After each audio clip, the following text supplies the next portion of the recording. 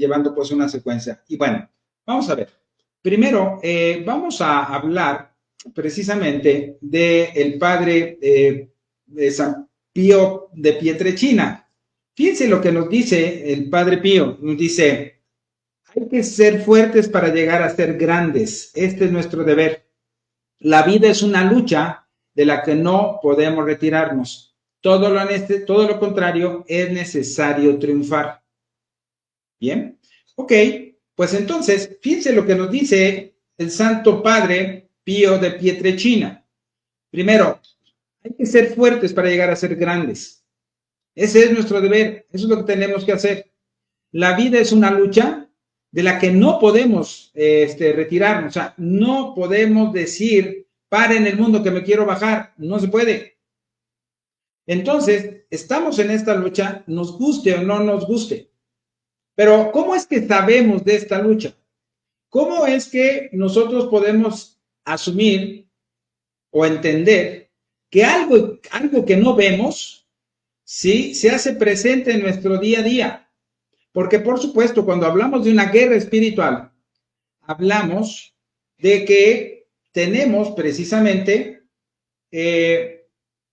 o hablamos de lo que es la parte espiritual que no vemos. Conocemos y sabemos perfectamente la guerra, que estamos así a nada de la Tercera Guerra Mundial. ¿Por qué? Porque vemos conflictos, por supuesto, ¿sí? En Rusia con Ucrania, ¿no? Que ya están invadiendo y están en lucha. O vemos Israel contra Irán, ahora ya sale Yemen, Estados Unidos ahí también metido. O sea, estamos a nada de que venga una Tercera Guerra Mundial. Por eso hay que pedir y hacer mucha oración. Entonces, ¿qué es lo que sucede pues en el mundo que está convulsionado y que vemos esto? Entonces entendemos lo que es una guerra, pero la parte espiritual no la vemos. La parte espiritual, ¿sí? Como no vemos el espíritu, no vemos el alma, todo lo que sucede en ese plano espiritual, pues no podemos ver, y muchos, por supuesto, no lo veo, no lo creo, pero no porque no lo veas, no existe. Y eso hay muchísimos ejemplos. ¿Ustedes ven el oxígeno? ¿No, verdad? Pero si no respiramos, nos morimos. ¿Existe el oxígeno? Claro. ¿Lo ves? No lo ves. Entonces, lo de la misma manera, ¿sí? Cuando hablamos de la guerra espiritual, no vemos esa guerra, pero sí vemos sus efectos. Vemos los estragos que está haciendo en nuestras familias. Eso sí lo vemos. Entonces, por eso sabemos que estamos en esta guerra espiritual. Y entonces, los resultados son familias desunidas, problemas entre padres e hijos, enfermedades, violaciones, secuestros, desapariciones forzosas,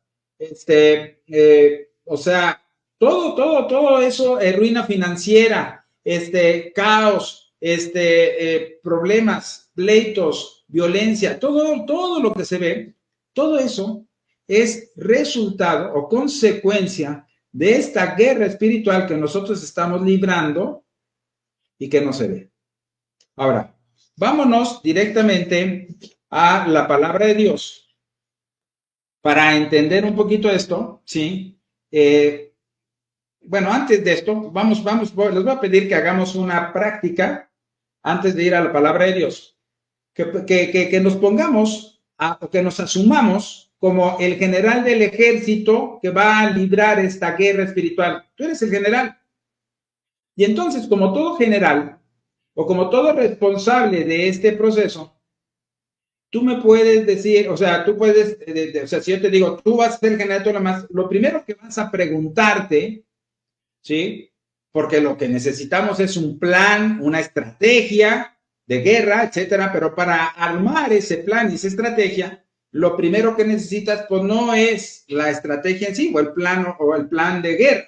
Lo que necesitas es información básica y elemental para enfrentar esta guerra, ¿ok? Para enfrentar esta guerra de una forma exitosa, ¿sí o no? Claro. Bueno, antes de hacer nuestro plan de guerra, vamos primero a hacer las preguntas claves para poder hacerlo. ¿Cuál es la primera? La primera de las preguntas claves es, ¿Quién es mi enemigo? Eso es lo primerito. Oye, a ver, está en Rusia. ¿Quién es el enemigo de Rusia? Ucrania. ¿Quién es el enemigo de Ucrania? Rusia. Identificado. Bueno, pero en la guerra espiritual, ¿cómo vamos a identificar a nuestro enemigo? ¿Cómo lo identificamos? Pues muy sencillo. Vamos ahora sí a leer estas dos palabras que son precisamente Efesios capítulo 6, versículo 12 y Primera de Pedro 5, 8. ¿Sí? Vamos a ver qué nos dice aquí la palabra de Dios en Efesios capítulo 6, versículo 12. Y nos dice, fíjense muy bien la palabra de Dios, porque nuestra lucha no es contra fuerzas humanas, sino contra los gobernantes y autoridades que dirigen este mundo y sus fuerzas oscuras. Nos enfrentamos con los espíritus y las fuerzas sobrenaturales del mal. Palabra de Dios, te alabamos, Señor. San Pablo nos dice en la Biblia, la palabra de Dios, carta a los Efesios, precisamente que estamos en medio de una lucha, pero fíjense bien lo que nos dice.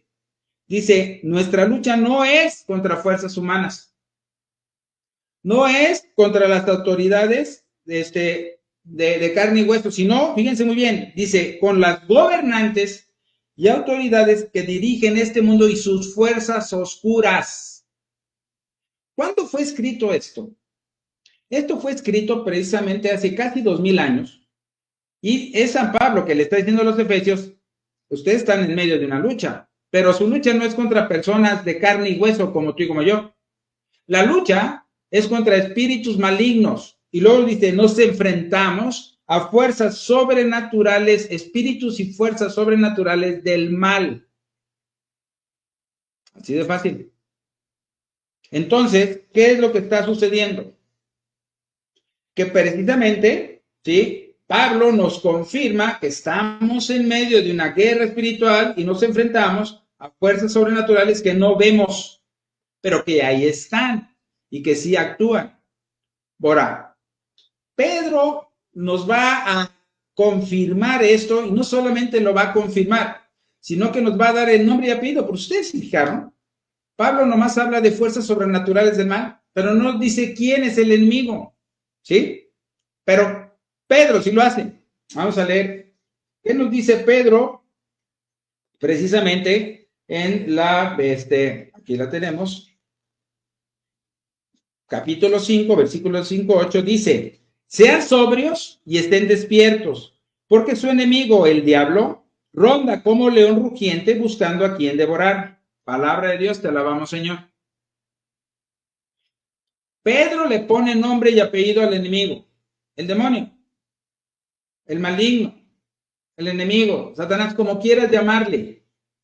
Él es el enemigo. Y además nos advierte y nos dice, anda como león rugiente buscando a quien devorar. ¿Se fijan? Entonces, ¿qué es lo que sucede? Que precisamente la identificación, paso número 1, ¿quién es mi enemigo? Definido, contestada la pregunta, tu enemigo es Lucifer, Satanás, el maligno, ¿ok? Y contra él nos estamos enfrentando. Él es el enemigo, ¿va? Bien. Vamos a la siguiente pregunta. ¿Cuál es el objetivo? O sea, ¿qué es lo que quiere el enemigo? ¿Qué es lo que anda buscando? ¿Por qué? ¿Por qué me hace a mí la guerra? Bueno, lo que quiere el enemigo, primero, es hacernos caer en el pecado. Ese es su principal objetivo, ¿eh? De hecho, como todos nosotros sabemos, ustedes ya saben, ¿sí? El maligno tiene dos formas de actuar o de operar, ¿sí? En nuestras vidas, la ordinaria y la extraordinaria. La ordinaria, es la más común, por supuesto, es a través de la tentación. El enemigo te tienta. ¿Para qué? Para hacerte llevar o caer en el pecado. Te lleva al pecado, te hace caer en el pecado. Entonces, ¿sí? No necesitas hacer nada más que lo que él sabe hacer muy bien, que es tentarnos, ponernos ocasiones de tentación y hacernos creer que si pecamos no nos pasa nada. Pero por supuesto que cuando nosotros caemos en pecado, estamos en serios problemas, porque nos alejamos de Dios y nos sometemos precisamente, ¿sí? Al maligno, nosotros solitos, así de fácil. O sea, es un engaño para que nosotros le abramos la puerta y él, por supuesto, pueda entrar a nuestras vidas. ¿Y a qué va a entrar? ¿A qué entrará el enemigo a tu castillo? ¿A hacer una fiesta y a traerte regalos? No, va a entrar a robar, matar y destruir. Recuerden, son las tres características del maligno. Él solamente viene a robar, matar y destruir.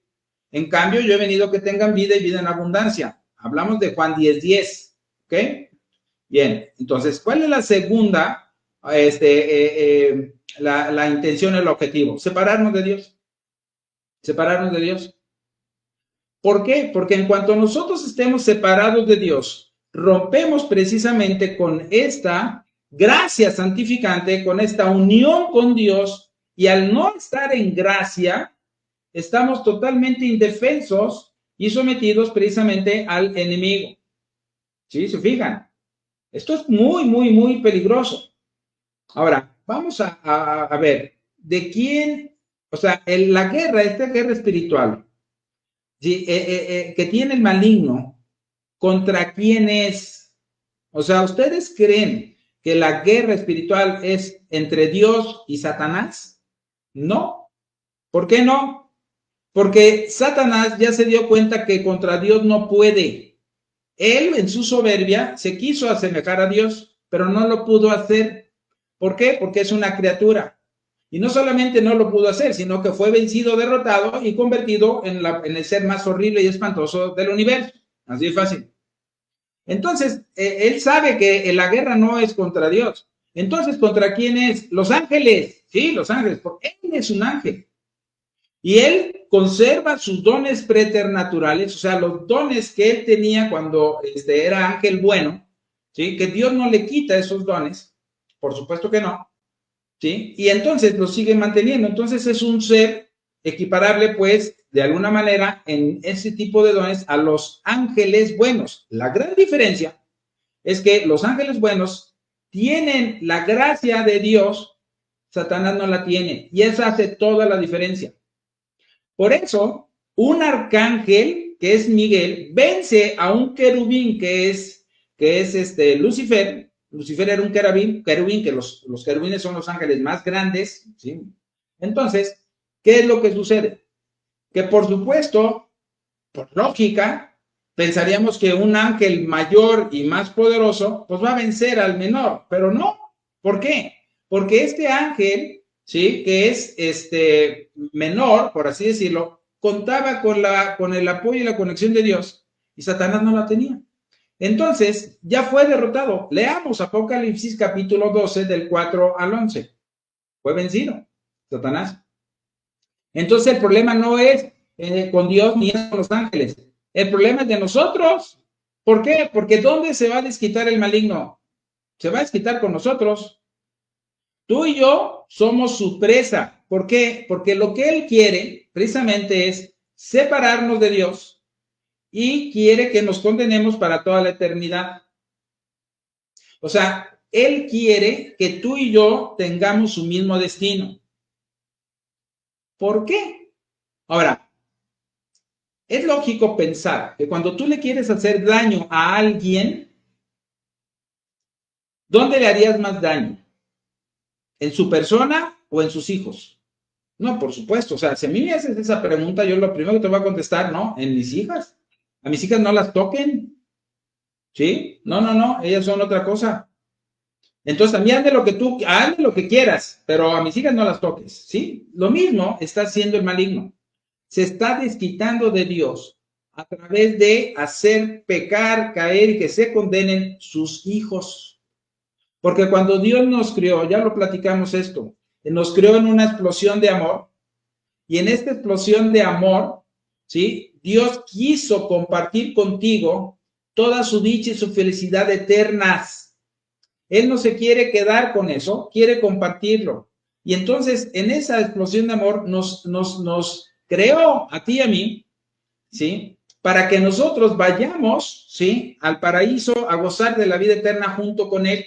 Pero se metió el demonio, hizo tropezar a nuestros primeros padres, Adán y Eva, que cayeron en el pecado original, y a raíz de ahí todos caímos, porque todos venimos de ahí. Entonces todos, por supuesto, que perdimos los dones preternaturales y ahora tenemos que ganarnos el cielo, ¿sí? Ganarnos la salvación en esta vida. A ver, pero ¿qué no Cristo ya me ganó la salvación? ¿Qué no fui ya salvado por Jesucristo? También ya lo explicamos antes. La redención es una obra total, perfecta y realizada por nuestro Señor Jesucristo en la cruz del Calvario. Él pagó por tus pecados y los míos. Y Él nos liberó de esa carga, ¿sí? Nos liberó precisamente de toda esa condena que había sobre nosotros. Y Él pagó por ti y por mí, muriendo en la cruz, derramando hasta la última gota de su sangre. Y así, con su redención, nos obtuvo el derecho de la salvación.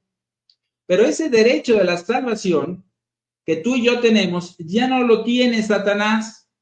Por eso nos odia con odio jarocho. Por eso él quiere destruirnos. Porque tú y yo tenemos lo que él no tiene, y es este derecho a la salvación. Pero él sabe también que la salvación no está, o sea, en ti y en mí, no está consumada, y que todavía tiene oportunidades de hacernos caer, de hacernos pecar, y de que muramos en pecado y nos condenemos para toda la eternidad. Y eso es lo que él anda buscando. Porque si bien es cierto que la redención es totalmente ya finalizada y completada por nuestro Señor Jesucristo, la salvación depende de ti. De ti depende si te vas a salvar o no, no de Jesús. Jesús ya hizo todo lo que tenía que hacer. Pero si tú no sigues los mandamientos, si tú te portas mal, si tú caes en el pecado y pensando, no, de todos modos ya Cristo ya me salvó, estás muy equivocado. Porque Cristo no va a hacer nada, ni Dios va a hacer nada en contra de tu libre albedrío. Él respeta tu libre albedrío. Así de fácil. Entonces, ¿qué es lo que sucede? Que el enemigo lo sabe y se está aprovechando de ese libre albedrío para que tú lo uses malamente, de una forma incorrecta, y entonces, y solo entonces ya, pues él se salga con la suya. Por eso, él quiere que nos condenemos para toda la eternidad, porque él quiere que tú y yo tengamos el mismo destino. Por eso, por envidia del diablo, entra la muerte en el mundo. Así lo dice Sabidurías, capítulo 2. Por envidia del diablo entró la muerte en el mundo. Entonces, eso es lo que ese es el objetivo que él anda buscando. Hacernos caer a ti y a mí, ¿sí? En el pecado, para que si morimos en pecado, pues tengamos un mismo destino. ¿Cuál es ese mismo destino? La condenación. Ahora, recordemos que la persona que muere en pecado mortal, alejada de Dios y todo lo demás, bueno, ya sabe lo que le espera. Y nuestro Señor Jesucristo nos lo advierte claramente en el Evangelio de San Mateo, capítulo 25, versículo 41, donde dice claramente, dice, acuérdense que estamos hablando del juicio final, ¿sí? Y en el 31 empieza, cuando venga el rey rodeado de su gloria, con todos sus séquitos, se sentará en su trono y pondrá a la derecha a las ovejitas y a la izquierda a los machos cabríos. Y a las ovejitas les dirá, vengan benditos de mi Padre, tomen posesión de ese lugar que ha sido preparado para ustedes desde el principio. Por el otro lado le dice a los machos cabríos, apártense, malditos, apártense de mí, vayan al fuego eterno que fue preparado, fue destinado para Satanás y sus ángeles. O sea que ese lugar no fue creado desde el principio. Fue un lugar que se creó posteriormente. ¿Por qué? ¿O debido a qué? Debido precisamente a que este grupo de ángeles se rebela contra Dios y pues ya no caben en el cielo, entonces les tiene que asignar un lugar. Pero ese lugar no fue hecho para ti, para mí, ni siquiera fue asignado para ti, para mí. Pero es a donde te quiere llevar el enemigo. Ese es su objetivo, llevarnos a su lugar, para él estarnos haciendo sufrir por toda la eternidad y así desquitarse de Dios. Por eso es muy importante que nosotros tengamos en conciencia todo esto, ¿vale? Bueno, vamos a ver. ¿Qué tan poderoso es? Ese es otro de los puntos importantes, porque yo en una guerra tengo que calcular la fuerza de mi enemigo, ¿sí? ¿Qué tan poderoso es? ¿Qué tantos armamentos tiene y todo lo demás, ¿no? Si tiene bombas nucleares, no sé, cualquier cosa. Entonces, para poder definir precisamente este punto, ¿qué tan poderoso es? Vamos a ver la siguiente lámina que dice, el diablo es un pobre diablo que no puede hacer nada si Dios no se lo permite. Job, capítulo 1, versículos del 6 a 12. Y vamos a leer ahorita Job, ¿sí? Para que veamos esta parte y entendamos un poquito esto. ¿Qué dice Job 1? Dice, un día, cuando los hijos de Dios vinieron a presentarse ante Yahvé, apareció también entre ellos Satán. Yahvé dijo a Satán, ¿de dónde vienes?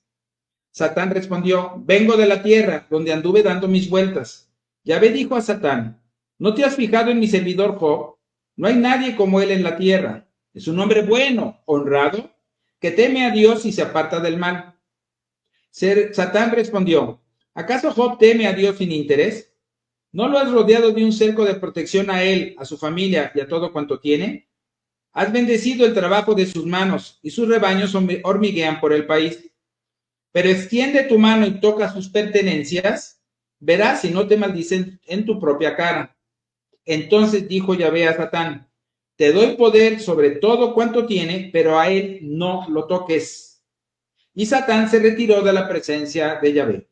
Palabra de Dios, te alabamos, Señor. Miren, este pasaje o esta parte del libro de Job, en capítulo 1, nos describe claramente la forma de actuar del maligno. Primero, ¿por qué tuvo que pedirle permiso Satanás a Yahvé para poderle hacer algo a Job? Es la primera pregunta. Y la respuesta es porque Satanás no podía ir directamente con Job a hacerle daño porque Job estaba en gracia. ¿Se fijan? Job estaba en gracia. Y si estás tú en gracia, no hay poder sobrenatural maligno que te pueda afectar o hacer daño. No lo hay. Entonces, ojo con esto. ¿Sale? Aquí es bien importante. Porque la siguiente parte es la forma de actuar del maligno. O sea, mete la intriga. Por ejemplo, dice, pues qué chiste, mira cómo lo proteges, le has dado todo, mira, pues es muy rico y todo lo demás. Así cualquiera te puede ser fiel y todo lo demás. Porque fíjense, cuando dice la palabra, que dice, es un hombre bueno, honrado, que teme a Dios y se aparta del mal, en pocas palabras era un santo. O sea, así se puede traducir esas expresiones en el Antiguo Testamento actualmente. Era un santo. Y entonces, Satanás no podía hacer nada. Por supuesto que le daba envidia, coraje y todo lo demás, pero no. Ahora, Satanás aprovecha la situación para decirle eso a Dios. Pues qué chiste. Pero fíjense, Satanás le dice a Yahvé, pero quítale tú, Yahvé, quítale a Satanás a Job, todo lo que le has dado. Quítale la protección para que veas cómo te maldice en tu propia cara. Y Yahvé, ¿qué es lo que le contesta? Sí, le voy a quitar todo lo que le he dado. No, porque Dios nunca quita lo que da. Entonces, ¿qué es lo que hace Yahvé? ¿Qué es lo que hace Dios? Le dice a Satanás, te doy poder sobre todo lo que tiene, pero a él no lo toques. Y entonces dice Satanás, se retiró de la presencia de Yahvé. ¿Quién es el que baja al mundo y le quema los sembradíos, le roba el ganado, le mata a los hijos y lo deja en la ruina total y absoluta? ¿Quién? ¿Dios? No, es Satanás.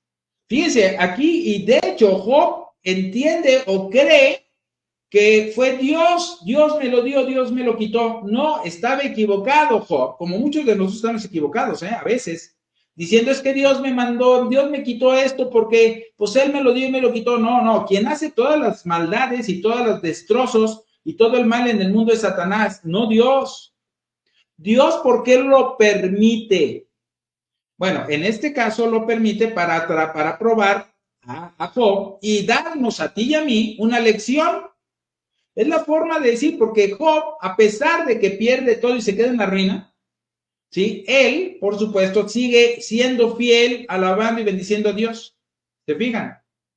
Él no reniega de Dios, él no dice, ya ve que no, él sigue siendo fiel. Luego, en el capítulo 2, vuelve a ir otra vez Satanás, y entonces Yahvé le dice, ¿ya viste a mi siervo Job? A pesar de que lo dejaste en la ruina, le quemaste sus sembradíos, le robaste el ganado, le mataste a los hijos y lo dejaste en la desgracia, sigue siendo fiel, bueno y honrado, que me teme y me sirve. Nadie en la tierra como él. Y entonces Satanás le dice, pues qué chiste, tienes salud. Mira, a ver, quítale la salud para que veas cómo te maldice en tu propia cara. Otra vez, vuelve Satanás con lo mismo. Ahora es con la salud, porque si ustedes se fijaron, ¿por qué desde el principio no acabó Satanás con Job? Pues no podía. Y nada más Dios le dio permiso de sus pertenencias, pero él no lo podía tocar.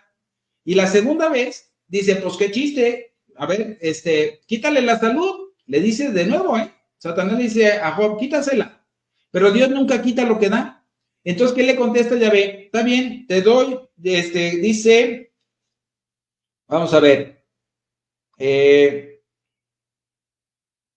dice, ahí lo tienes en tus manos, pero respetas tu vida.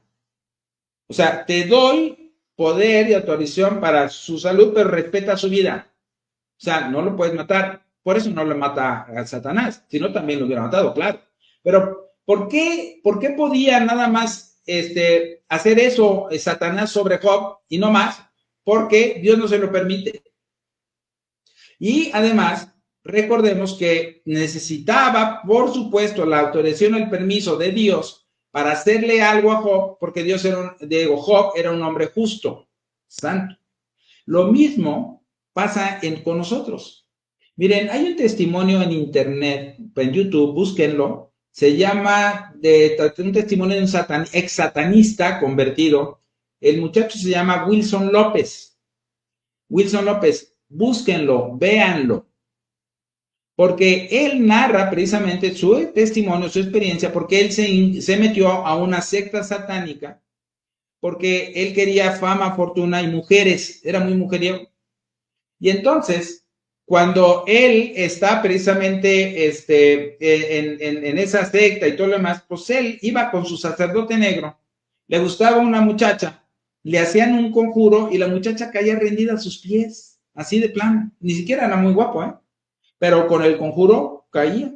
Hasta que un día, él ve pasar al frente de su casa una muchacha muy bonita, se prende de ella y entonces dice, ay, esta muchacha yo la quiero. Va con el sacerdote negro para que le haga el conjuro y el sacerdote negro le dice, sí, vamos, yo te lo voy a hacer. Al día siguiente va a caer rendida a tus pies como todas. Ay, qué bueno, se viene bien contento y feliz.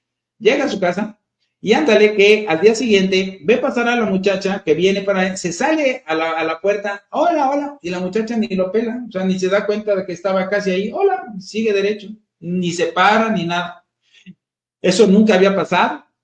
Y entonces va con el sacerdote negro y dice, oye, ¿sí hiciste el conjuro? Claro, por supuesto. ¿Qué no cayó? No. Caray.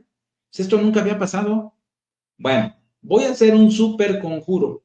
Ahora sí, mañana cae rendida a tus pies, no lo dudes. Y entonces, al día siguiente, lo mismo. La niña ni siquiera se para, pasa de largo, y entonces, no, ni siquiera lo voltea a ver. Va de regreso con el sacerdote y digo, ¿sabes qué? Pues tampoco funcionó. O sea, qué raro, ¿no? Nunca había pasado esto. Y el sacerdote negro dice, no, sí, esto jamás había pasado. Y entonces, ¿qué es lo que pasó? Que van con el obispo negro, ¿no? Para así decirlo de alguna manera. Y entonces el obispo negro dice, no, esto no puede ser. Jamás había, es más, yo nunca había oído esto y esto es muy, muy raro que esté pasando. No, la verdad es que no. Y entonces le dice, precisamente le dice a Wilson, mira, déjanos investigar a ver qué es lo que hace esta muchacha. Y te decimos qué va a pasar, porque esto no es normal. Vente en 3 días. Cuando regresa Wilson, le dicen, así de fácil, le dicen, ¿sabes qué? Olvídate de esa muchacha. ¿Cómo? ¿Por qué? Yo no puedo olvidar de ella, pero ¿por qué me voy a olvidar? Muy fácil, porque ¿sabes cuando esta muchacha pasa por enfrente de tu casa, a dónde va? ¿Y te has fijado que es a la misma hora? Sí, sí, me he fijado. Pues va a misa. Y todos los días en familia rezan el rosario. Y todos los días va ella y visita al Santísimo. Y es parte del coro de la iglesia, etcétera, etcétera. ¿Se fijan? Entonces, ¿qué es lo que sucede ahí? Pues precisamente que esta niña estaba en gracia y como está en gracia, pues no hay poder sobrenatural que le pueda hacer algo. Entonces, por eso él dijo, entonces a mí me engañaron porque me habían dicho que Satanás era todopoderoso y que él podía, precisamente, yo podía tener todo lo que yo quisiera con él, pero no es así. Entonces, se renuncia al satanismo, se convierte, se hace parte pues ahí del coro de la iglesia y todo lo demás, se hace novio de esta muchacha, pero no se casa porque ella se va de religiosa, ¿sí? Por supuesto que era una muchacha que tenía, a ver, cedo un tránsito. Ya. Entonces, ¿qué es lo que pasa? Que ahí se demuestra claramente que cuando alguien está en gracia, no hay poder sobrenatural maligno que le pueda hacer nada, ni a ti ni a mí. Por eso es importantísimo estar en gracia. Porque si las demás muchachas, ¿por qué sí caían rendidas y por qué sí funcionaban los maleficios? Porque estaban en pecado, por supuesto. Porque es la clásica juventud que no cree en Dios y que él dice, no, a mí no me pasa nada, eso no es cierto, son inventos y todo lo demás. Perdónenme, pero no es así. Entonces, por eso es lo que decimos, ¿sí? Y para completar precisamente esta gráfica o esta lámina, dice, fíjense muy bien cómo viene la frase completa. El diablo es un pobre diablo que no puede hacer nada si Dios no se lo permite o si tú no se lo permites. Entonces, ¿qué es lo que sucede? ¿Que tú crees que Dios le va a dar permiso a Satanás para hacerte algo a ti? No, claro que no. ¿Por qué? Porque Dios te conoce y porque Dios sabe que no eres Job, para empezar. Y porque además el enemigo no necesita ir con Dios porque tú misma le das permiso con tu pecado. Así de fácil. No somos justos y santos, ¿o sí? No, no lo somos. Entonces, estamos precisamente expuestos y por eso Satanás, ahí está, miren. Entonces, completamos esta lámina diciendo, Dios jamás le va a dar permiso porque te conoce y sabe que eres débil y que vas a fracasar y vas a caer. Y él no quiere que tú caigas. Pero entonces, Satanás dice, no, pues ya ni me preocupo, pues que a mí Dios no me dé nada. Tú mismo vas a dar pecado, el mismo hombre y la misma mujer me van a dar la autorización, entonces tú se lo permites. Ahora, ¿qué tan poderoso es el maligno? Pues es tan poderoso como tú quieras.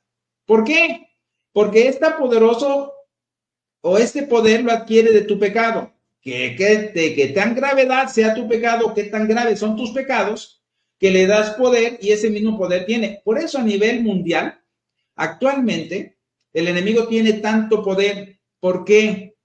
Porque el pecado en el mundo, el aborto, la eutanasia, la ideología de género, los asaltos, las violaciones, los asesinatos, todo lo que hay, le está dando poder tremendo al enemigo y por supuesto que eso lo va a ejercer sobre nosotros. Y entonces el pecado es lo que alimenta y lo que fortalece al demonio. Si miren, si la mitad de la humanidad rezáramos el rosario, olvídense. Esto sería otra cosa. El enemigo no puede contra el rosario, ni puede, no. Entonces, ojo con eso, ¿no? Entonces, eso es lo que tenemos que hacer. Alexander Quintero dice, Dios te bendiga, Dios bendiga a todos. Dios te bendiga a todos. Bien. Saludos y bendiciones, Héctor. Gracias por seguir compartiendo sus conocimientos para fortalecer la fe y conocer más nuestra fe. Gracias, Betty Domínguez. Al contrario. Gracias, hermano Héctor, por compartir sus enseñanzas. Que Dios lo colme de bendiciones en su ministerio. Gracias, Reina. Igualmente, bendiciones para ti. Mariana dice, amén. Bendiciones, hermanos en Cristo del mundo entero, desde Arizona. Saludos hasta Arizona, Estados Unidos y todo. Próximamente estaré por allá en California, escondido. Muchas gracias por fortalecernos en la enseñanza de la palabra de Dios. Que Dios lo bendiga. Gracias, Elvia Mendoza también. Bueno, gracias a ustedes por todos estos comentarios. Teresa Pichardo dice, amén. Y bueno, pues sí, miren, seguimos con nuestra presentación porque vamos a la siguiente parte, ¿sí? O siguiente pregunta, la 4, dice, ¿cuáles son sus debilidades? Fíjense, estamos analizando al enemigo, por eso analizamos o entendemos lo que es el enemigo, quién es y cómo es. Estamos técnicamente desnudando al enemigo para poder enfrentarnos a esa guerra de una forma efectiva, ¿va? ¿Cuáles son sus debilidades? Primero, por supuesto, que estemos en gracia. Esa es la primera. Si tú estás en gracia, como lo acabamos de escuchar hace ratito con este testimonio, el demonio no te va a hacer nada, no puede, se topa con pared. Por eso, él es el que quiere que nosotros no estemos en gracia. O sea, estás en gracia y estás totalmente a salvo. Ah, pero no estás en gracia, ahí sí tienes problemas. Houston, tenemos problemas, ¿ok? Segundo, la oración. ¿Por qué es una debilidad del maligno la oración? Tu oración, mi oración. ¿Por qué es una debilidad del maligno? Porque la oración me fortalece a mí y lo que me fortalece a mí debilita a mi enemigo. Es sencillísimo. Y miren, la única forma de comunicarnos con Dios, no hay otra, la única es la oración. Y la oración es fundamental en nuestras vidas. Si nosotros no hacemos de la oración un hábito en nuestras vidas, tenemos serios problemas. Oye, Héctor, ¿cuántas horas debo de orar al día? No me hagas esa pregunta. Lo que me debes de preguntar es, ¿cómo puedo yo hacer de mi vida una vida de oración? Fíjense, no se trata de orar X número de horas. Ay, es que mira, fulanita de tal, ora 5 horas, 6 horas al día. Pero bueno, sí, muy bueno, ¿no?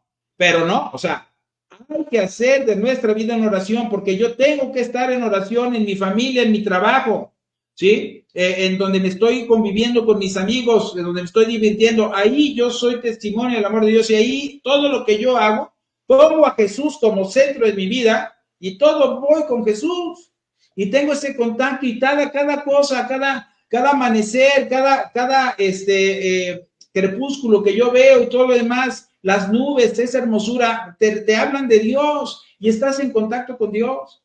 Y en el momento en que tú haces de la oración un hábito en tu vida y haces de tu vida una oración, en ese momento ya vas muy adelante y vas ganando, ¿sí?, la competencia de una forma impresionante. ¿Vale? Entonces, ojo, la oración. Tercero, la Virgen María.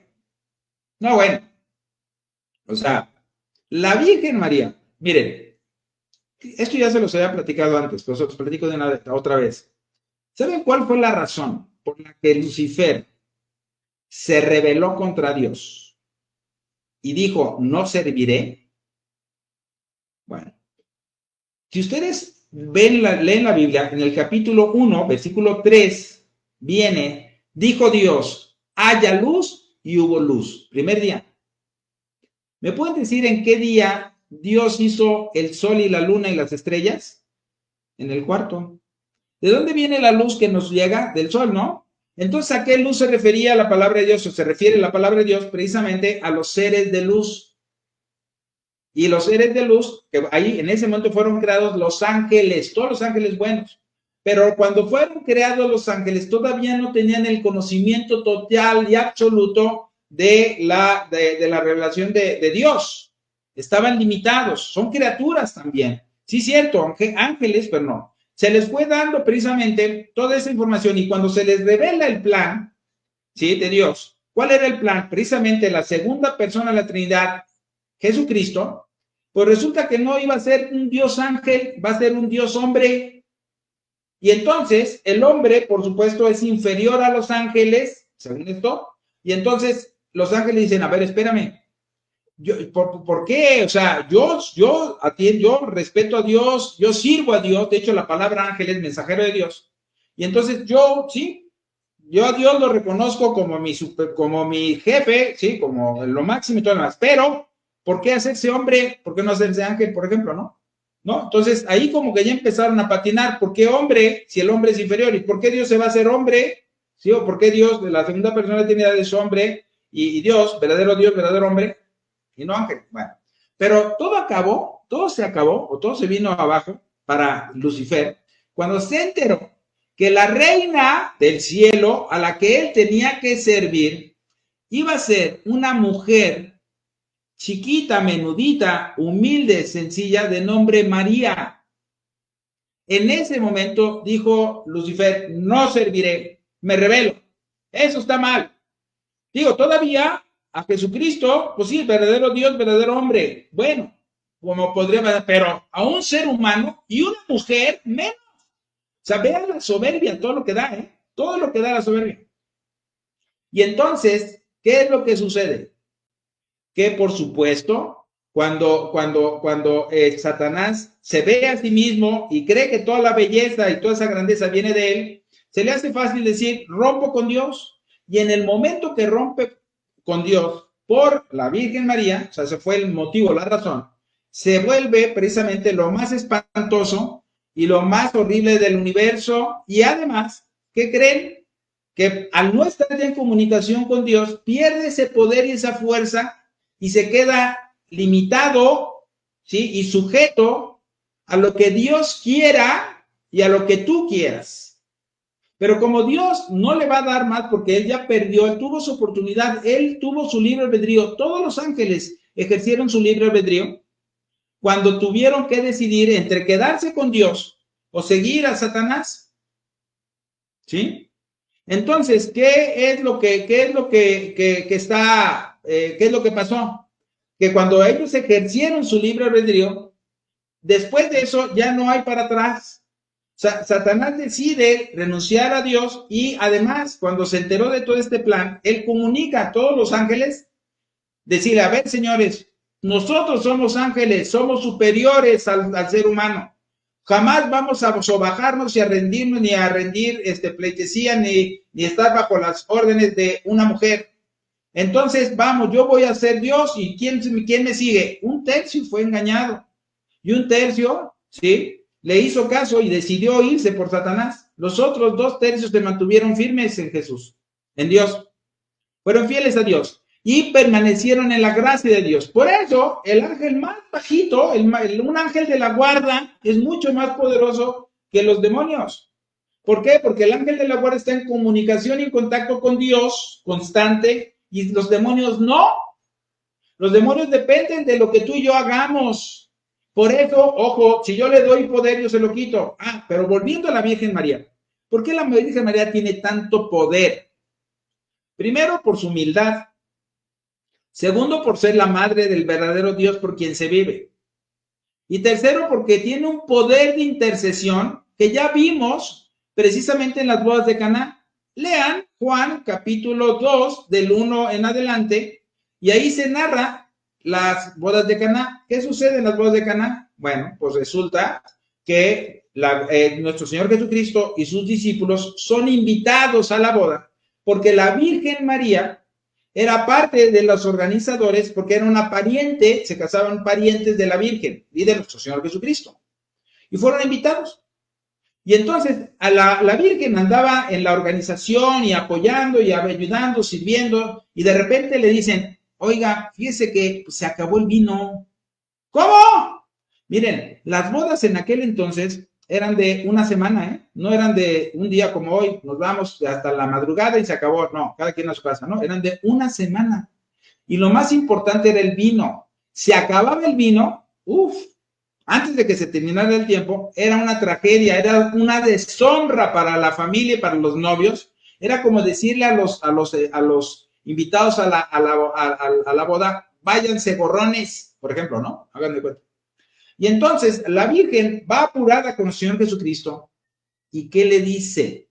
Vamos a leerlo, porque vale la pena leer esto. Me encanta a mí esto, ¿sí?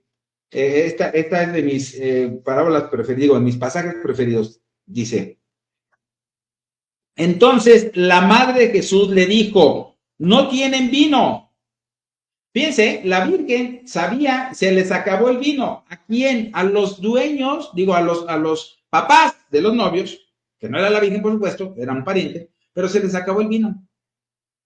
Y entonces, ¿qué pasa? Que la Virgen va con nuestro Señor Jesucristo y le dice, no tienen vino. ¿Pero por qué la Virgen fue con nuestro Señor Jesucristo? Primero, porque era la única en toda la boda que sabía quién era Jesús. Los apóstoles, sí es el Mesías, pero como que sí, como que no, ¿sí me explico? No, la Virgen no tenía ninguna duda, por supuesto.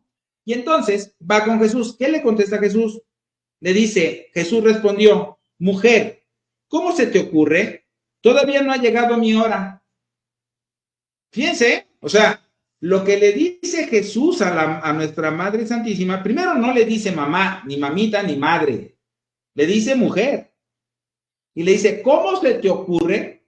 O sea, es Dios la que le está hablando, ¿eh? Y entonces dice, ¿qué no ves que no ha llegado mi hora? En pocas palabras, nuestro Señor Jesucristo lo que le dice a la Virgen es, mi Padre Celestial tiene un plan bien estructurado y bien ordenado desde el principio de la caída del hombre para rescatarlo. Y yo soy esa parte fundamental y yo tengo así como me fui al desierto 40 días, 40 noches, así como fui bautizado antes, así como fue a los 30 años, yo llevo mi agenda. Y tú vienes ahorita y me dices que esta agenda no te importa. A ver, espérame, es el plan de Dios.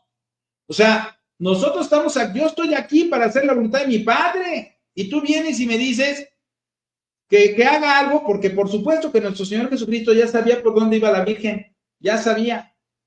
Y entonces, ¿qué le contesta a la Virgen María? Hijito, perdón, pero yo aquí de habladorcita, pues sí, pues mire, hice el intento, pero yo sé que sí, el Padre de los cielos y todo lo demás tiene su plan y yo, pues, aquí de metiche, pues, ¿no? No, hombre, la Virgen María le entra por aquí y le sale por acá. ¿Qué le contesta? Nada. Le dice algo a nuestro Señor Jesucristo, nada. ¿Qué es lo que hace la Virgen María? Su madre dijo a los sirvientes, o sea, a él ni siquiera lo tomó en cuenta, ¿eh? Ni le contestó. Volteó, sí, ajá. Volteó con los sirvientes y les dice, hagan lo que él les diga. Punto. Hagan lo que él les diga. Y entonces, ¿qué le contesta al Señor Jesucristo? Dice, allí había 6 jarrones de piedra de los que sirven para los ritos de la purificación de los judíos, de unos 100 litros de capacidad cada una. Jesús indicó a los sirvientes, llenen de agua esas tinajas. O sea, fíjense cómo va, ¿eh? O sea, Jesús no le responde a su mamá de la manera que era lógico que pudiera haberlo hecho. Mamá, ya te lo dije, no ha llegado mi hora. Respétalo. No dice nada de eso. Llenen esas 6 vasijas. 6 vasijas, 600 litros del mejor vino que haya habido en la historia. Ahí están. Ahora, ¿por qué Jesucristo le dice llenen las vasijas? Porque nosotros tenemos que hacer lo nuestro, ¿eh? Él va a hacer lo más grande, porque igual dice, pues abre esa vasija vacía, ya no está vacía, está llena del mejor vino, ¿no? Llénala de agua, eso también tiene su mensaje. Pero, ¿qué es lo que hace? ¿Quién hizo el milagro? Jesús. ¿A petición de quién? De la Virgen. Así de fácil. Y entonces, si la Virgen fue capaz de romper el plan de Dios misericordioso que tiene toda una agenda ya establecida desde el principio del tiempo y todo lo demás, y la Virgen lo rompe. ¿Para qué? Para ayudar a unos pobres novios que se quedaron sin vino. ¿Qué crees que pueda hacer por ti y por mí? Claro, y por supuesto, protegernos del enemigo, porque el enemigo no la soporta, no puede ni siquiera mencionar su nombre. Está para él prohibido, no puede. Y entonces yo les aconsejo que se consagren a la Virgen María, al Inmaculado Corazón de María y por supuesto al Sagrado Corazón de Jesús, porque el día que te mueras y llegues a la presencia de Dios, quien te va a defender de las acusaciones del maligno es María. Y entonces va a decir, pues sí, es cierto, todo lo que él dijo es cierto, pero es de los míos. Así que, así como los novios, pues no es su tiempo, pero van para adentro y ahí estamos, ¿no? Digo, eso hay que jugárnosla, pero no es jugártela, es simplemente confiar y depositar tu amor y tu confianza en la Virgen y ella no te va a defraudar. Así que, ¿cuál jugártela ni qué nada? Es una certeza de que si tú estás con María, no te vas a quedar fuera, eso sí. Y por supuesto, el último es el Santo Rosario. El rezo del Santo Rosario en familia es poderosísimo. Por eso los invito a que recen el Santo Rosario todos los días en familia, porque así el enemigo no puede hacer nada. Es una gran debilidad para él el rezo del Rosario. Él sale disparado, sale pero corriendo, así despavorido cuando se reza el rosario en una familia, en un hogar, en una casa, cuando tú lo rezas. Esas son más o menos las debilidades, ¿sale? Entonces, ¿qué sigue? La siguiente pregunta, ¿de qué tamaño es su ejército? Pero esto lo vamos a ver en el siguiente programa, porque ya se nos está agotando el tiempo, y aquí nos vamos a quedar. Vamos a ver de qué tamaño es su ejército, y luego vamos a ir con nosotros mismos, ¿sí? Y de todo lo que hemos hecho, precisamente, y cómo él está actuando en estos tiempos. ¿Sí? Por lo pronto, bueno, pues no sé si hay algún comentario más que podamos ahorita contestar, y quiero hacerles la cordial invitación para que participen del taller de seminario de sanación de familias, en el cual precisamente vemos este tema, que es el tema de guerra espiritual, muy al principio del taller, ¿sí? Para que nosotros tengamos esa idea clara y conozcamos al enemigo al cual nos estamos enfrentando, y que no le tengamos miedo, al contrario, ¿sí? Que seamos fuertes, porque tú tienes esa autoridad espiritual dada por Dios, ¿sale? Que luego vamos a ver más adelante. Entonces, quien quiera precisamente tener informes, por favor, comuníquese por WhatsApp al más 52 33 17 990503. Lo repito, más 52 33 17 990503, y con mucho gusto, mensaje de WhatsApp, no llamen, les damos la información, ¿sí? El próximo taller empieza ya este lunes, que sigue de este lunes en 8, no este, el siguiente, o sea, el 31 de marzo, para que si ustedes quieren participar, no se van a arrepentir, les van a dar muchísimo gusto conocer ese plan maravilloso que Dios tiene para nosotros y nuestras familias, ¿sale? Entonces, y también si alguien quiere más información, sanaciondefamilias.com, en la cual es precisamente a través de esa plataforma, de esa página web, ahí tenemos también los talleres y todo lo demás, ¿va? Muy bien, pues muchísimas gracias a todos ustedes por su participación en este programa. Pues que Dios los bendiga y que Mamita María los cubra a ustedes y a sus familias todas. Nos vemos entonces la próximo programa, próximo jueves. Muchísimo gusto para con todos. Teresa Pichardo dice, felicidades, bien explicado y bien entendido. Gracias, Tere, muy amable, Tere Pichardo. Dice, con ayuno, oración y lectura de la palabra nos acercamos más a Dios. Totalmente de acuerdo. Selenia, ¿sí? María Hernández dice, gracias, Padre Celestial, por unirnos en oraciones y testimonios a todos nosotros hermanos en Cristo del mundo entero desde Arizona. Bien, Mariana, pues claro que sí, por supuesto. Recomendado el taller de sanación de familias. Gracias, Betty B. Domínguez. Gracias por... y acuérdense, nosotros somos promotores, tenemos que evangelizar. Ustedes invitan y nosotros damos el taller. ¿Sale? Entonces es lo mismo, el mismo mérito tienen ustedes a nosotros que hacemos este taller. Pues muy bien, pues muchas gracias a todos ustedes, gracias Valora Radio, gracias Fabi por todo apoyarnos en este programa, gracias a Eduardo y a Lupita Valera, y a Don Lupita y a todos los que hacen pues posible este programa. Bendiciones para todos, hasta la próxima, muchas gracias.